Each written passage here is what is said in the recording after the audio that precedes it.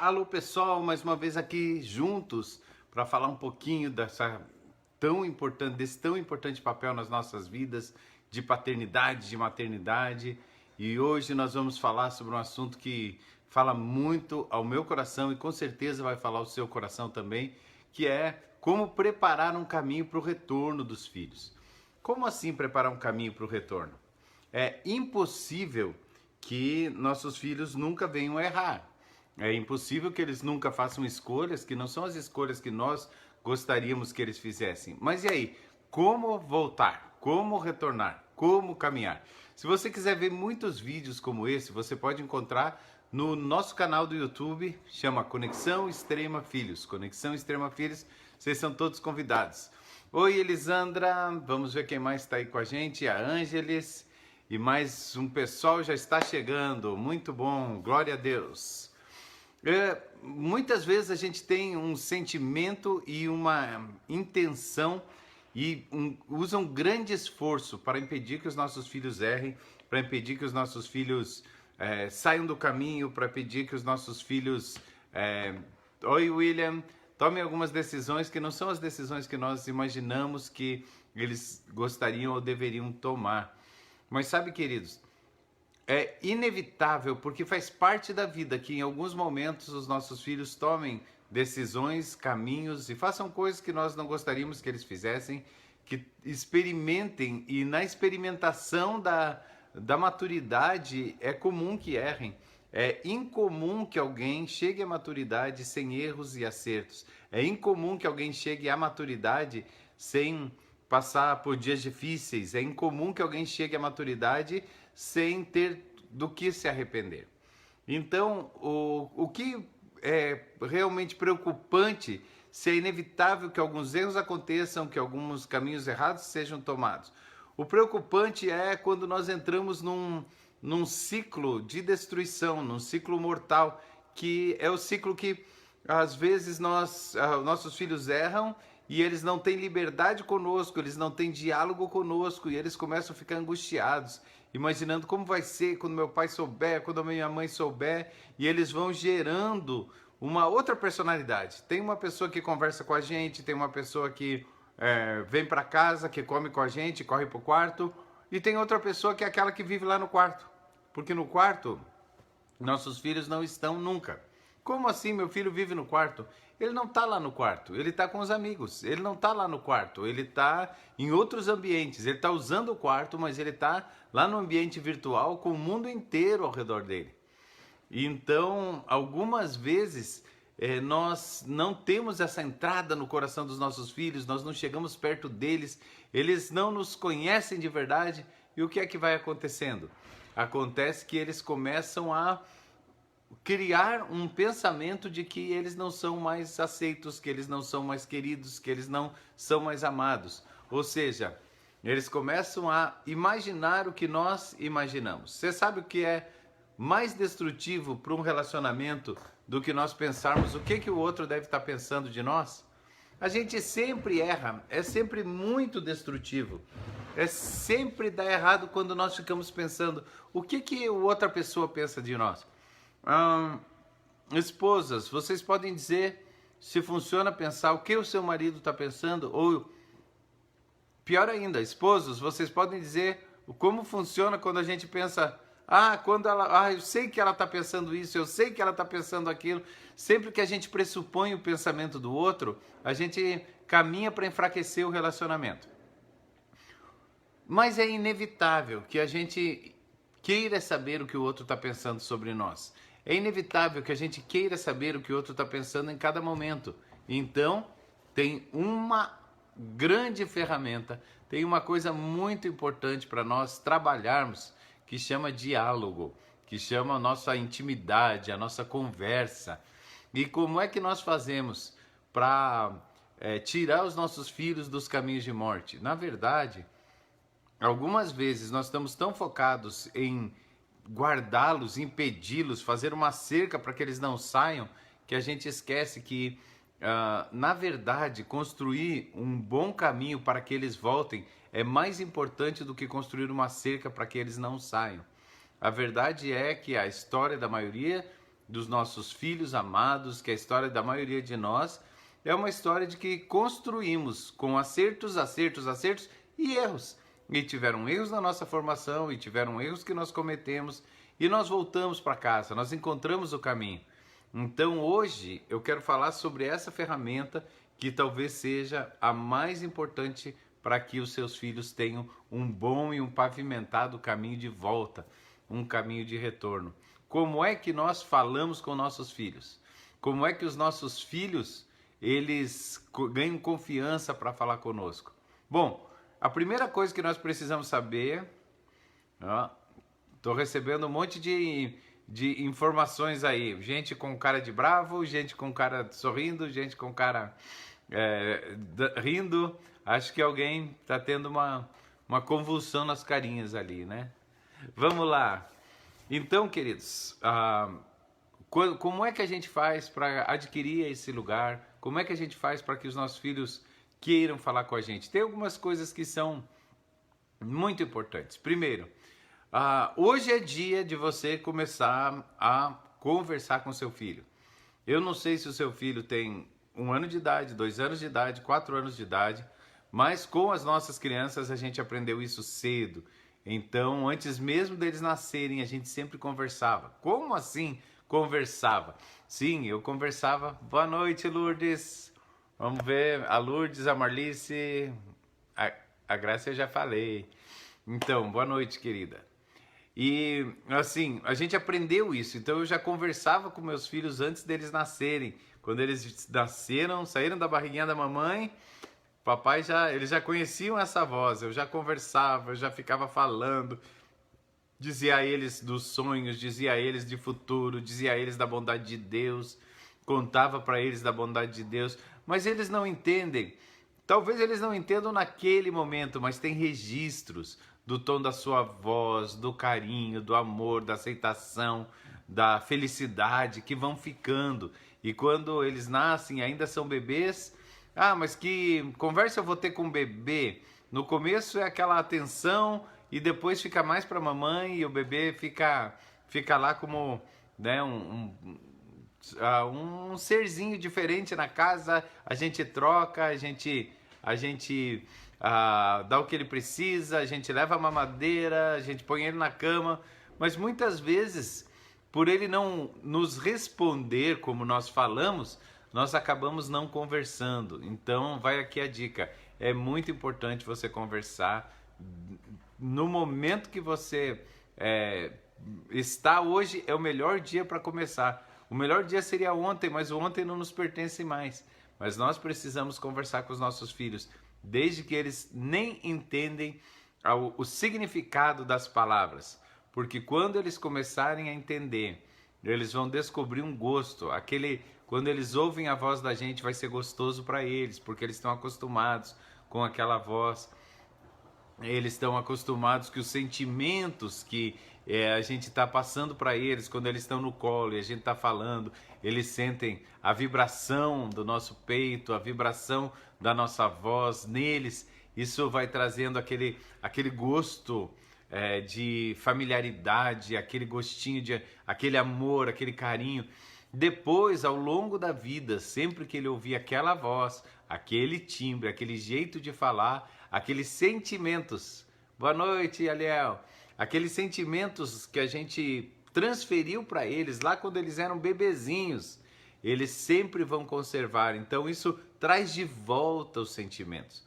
A gente pensa que é uma questão de Freud, né? Primeira cena, recalque, segunda cena, que é o seguinte: nós fazemos registros de momentos e emoções e depois, num período da vida, nós podemos até, por alguns motivos, que eu não quero entrar aqui na teoria do processo, nós guardamos isso lá no nosso subconsciente. Mas, quando acontecem algumas coisas semelhantes àquelas coisas que estavam lá guardadas, nós temos os mesmos sentimentos que tínhamos quando acontecia essa primeira cena ou esse primeiro momento. Então é muito importante fazer todos os registros com os bebês, conversar tempo com eles, falar como se eles estivessem entendendo. Daqui a pouco eles vão estar. Depois disso, quando começam a ficar crianças, quando nós brincamos com eles e continuamos falando de Deus, falando do nosso coração, falando de sonhos, até que eles começam a falar. E claro que se você conversa com seu filho, antes dele falar, ele vai falar muito mais rápido. Nós até esses dias brincamos falando, né? Tem gente que fala com os filhos como se fosse bebê, né? Iuiui, nhanhanhé, e né? Mimimi, e isso não ajuda muito. Claro, você não está errado fazer isso uma outra vez, mas é muito importante falar com as crianças. Depois, quando as crianças são pequeninas, fale corretamente com as crianças. Não mude as palavras, porque isso vai atrasar o processo de aprendizagem delas depois.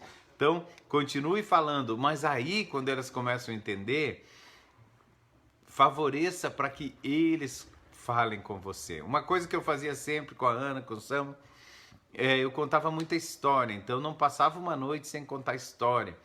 E meus filhos ficaram criativos também porque nós contávamos uma história, eu usava essa estratégia. Eu vou te contar uma história, mas primeiro eu quero ouvir a tua história. Então eles inventavam, eles tinham que inventar uma historinha bem pequenininhos, bem pequenininhos. Eles tinham que inventar uma historinha para contar, então eles contavam historinhas bem curtinhas. Ah, tinha isso, tinha uma cigarra que caiu da folha, e ria, e era tudo no começo. E eu contava uma história mais elaborada, mais longa, que eles gostavam. Mas essa referência desse diálogo, né? Aí eu contei para vocês já que eu sempre contei as histórias com o livro na mão, porque quando o pai não está junto, o amor pelo livro fica lá. Então, isso é tão precioso e tão importante. Fala. A sua fala cura seus filhos. A sua fala restaura os seus filhos. A sua fala dá segurança emocional, dá estrutura para os seus filhos. Por isso que nós não gritamos com as crianças, nem na frente das crianças. Por isso eles não ouvem a gente falar rispidamente, porque os sentimentos ficam registrados. E quando eles ouvirem a nossa voz, que sentimentos eles vão ter? E eles vão crescendo. Quando eles ficam um pouquinho mais velhos, é muito importante conversar com eles sobre o mundo deles.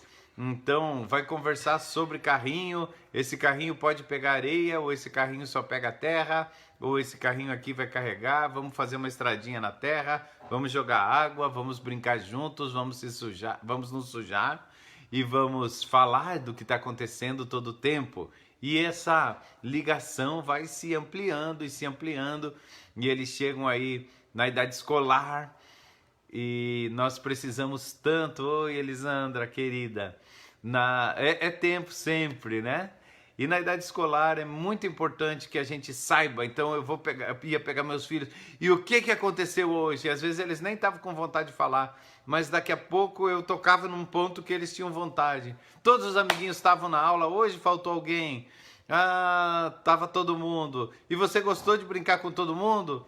Ah, não, um amiguinho não foi legal comigo. Sim, mas quantos foram?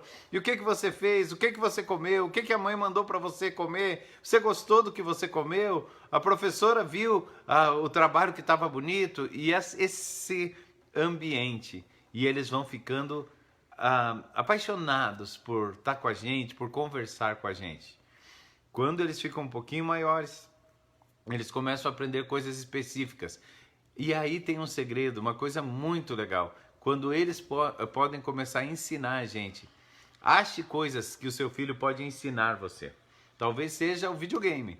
Talvez seja a conta específica da matemática que ele está fazendo na escola que você não sabia.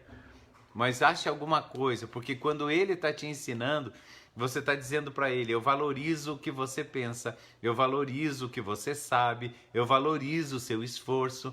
E ele sempre vai abrir. Quando a gente consegue aprender com os nossos filhos, eles conseguem muito mais fácil aprender conosco. Então, você vai descobrir que mesmo que a criança tenha 8, 9, 10 anos, tem alguma coisa que ela sabe que você não sabe, mesmo que seja do universo dela. Aprenda com ela.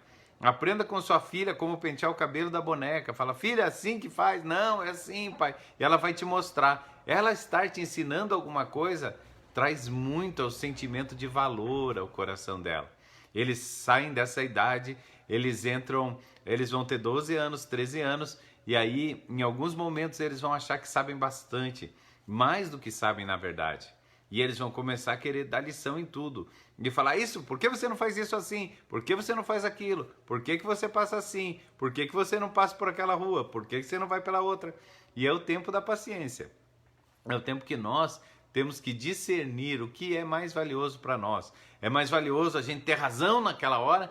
E é nesse tempo que muito papai e muita mamãe fica adolescente também. Começa a bater boca com criança. Você já viu isso? A gente vê no mercado, a gente vê nos lugares. Ah, você é isso, você é aquilo, você... E começam a bater boca com a criança.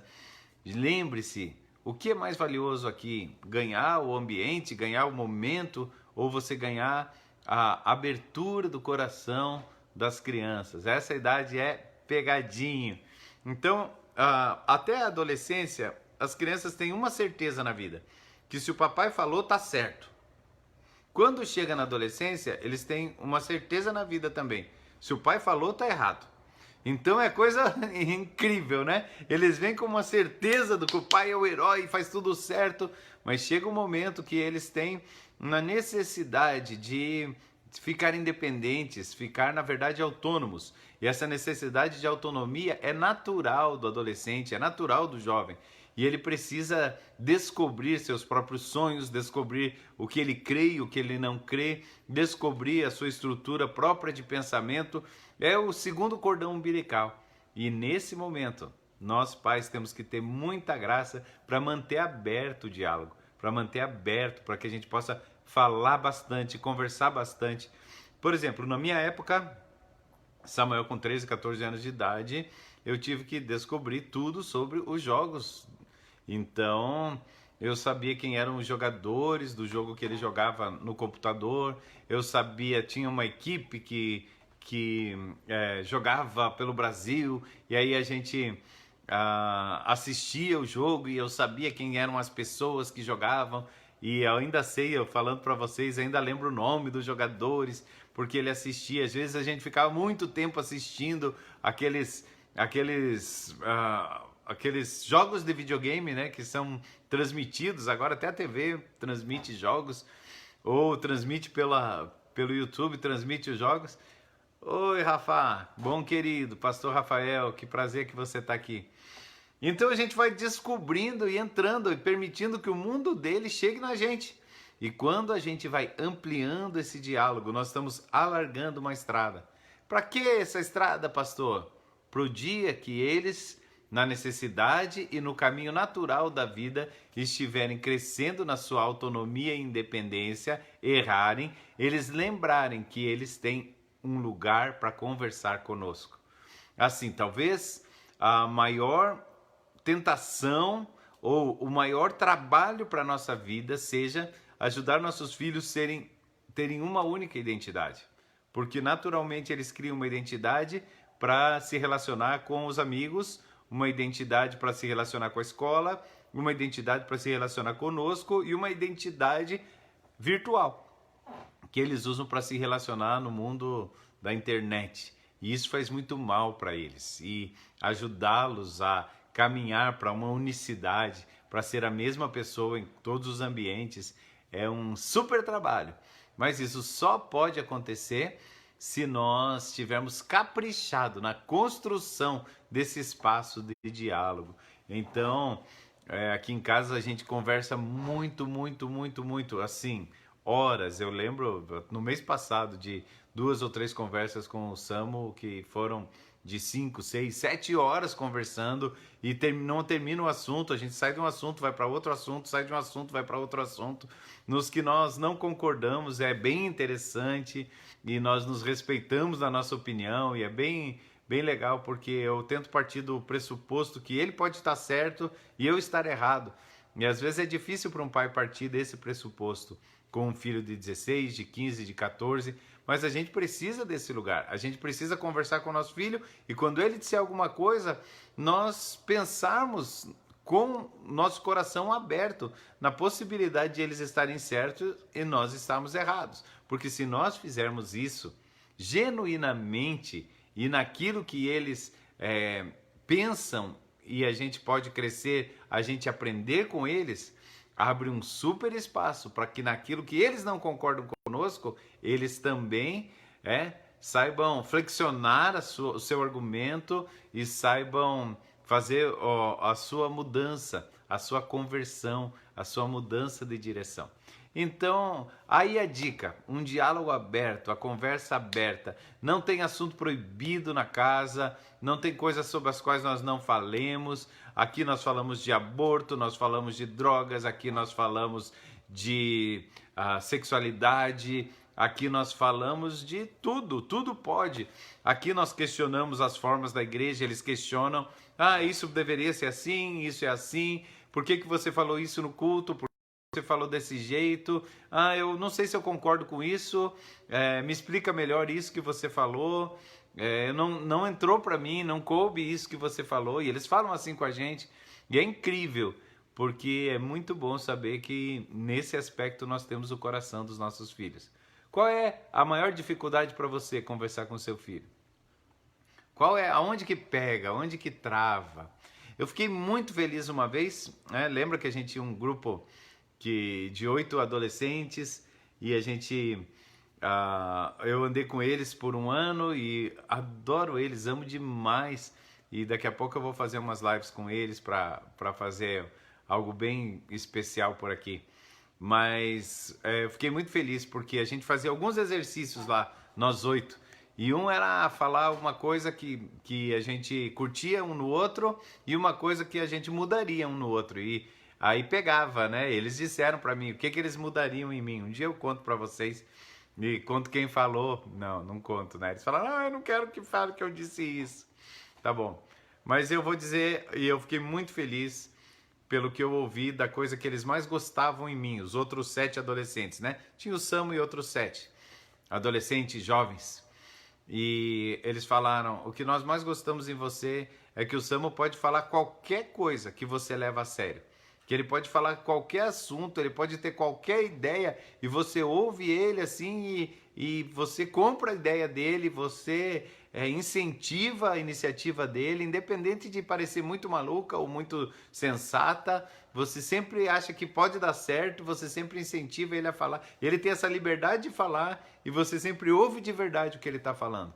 E eu fiquei muito feliz, porque era exatamente isso que era a minha escolha, exatamente isso que é um trabalho no meu coração e um trabalho como família, que todo mundo possa falar, conversar e todo mundo possa valorizar os filhos e valorizar a opinião deles. E claro, se você não é valorizado, você vai ter muita dificuldade de continuar falando. A gente sabe quando a pessoa está ouvindo a gente só para responder ou quando a pessoa está ouvindo a gente porque considera o que a gente fala. Ou quando a pessoa está ouvindo a gente porque pensa, realmente isso pode estar certo, isso pode fazer diferença na minha vida. E sim, se você me perguntar se eu acredito, eu acredito. Cada vez que o meu filho fala, cada vez que a minha filha fala, eu acredito que ele possa estar falando alguma coisa que é muito importante na minha vida, que pode mudar meus conceitos, que eu posso crescer com aquilo. E o fato de acreditar nisso faz com que eles tenham muito mais prazer em falar comigo. E o fato de ter prazer em falar comigo faz com que, quando as coisas não estão bem, tenha um caminho para voltar. Um caminho para voltar. Um caminho para voltar. Lembra do pai do filho pródigo? Ele deixou ir, mas ele estava esperando a volta. E aí ele pavimentou um caminho para voltar. Lembra que Deus fez com o homem? Deixou o homem pecar, mas pavimentou um caminho de volta em Jesus Cristo. Lembra o que Jesus fez com Pedro? Ele deixou Pedro negá-lo, mas pavimentou um caminho de volta para que Pedro pudesse voltar. Na verdade, não pavimentou o caminho de Pedro porque ele veio pela água, né? A Bíblia diz que ele estava no barco, ele saltou e ele foi para a praia onde Jesus estava. Enquanto chegou lá já tinha um peixinho, que era a linguagem de amor do Pedro, né? Um peixe assado. E assim com a gente. Eu espero que essa palavra tenha feito diferença na sua vida. Eu amo vocês. Essa semana vai ser bem intensa, tá bem intensa. Nós temos às 19 horas no sábado um tempo com jovens na igreja e jovens de qualquer idade, porque na verdade é um super culto. E nós temos às 10 da manhã e às 18 horas ou 6 da tarde no domingo um tempo para estarmos juntos. Vai ser uma alegria a gente estar junto. Nós também temos ainda tempos de oração que acontecem por aí, sexta, sábado, o tempo todo. Eu quero incentivar você a nesse tempo cobrir a sua vida, da sua família e da igreja. Eu amo estar com vocês e Vamos lá. Essa semana foi bem intensa. Você não perde por esperar como vai ser a próxima semana. Tô junto.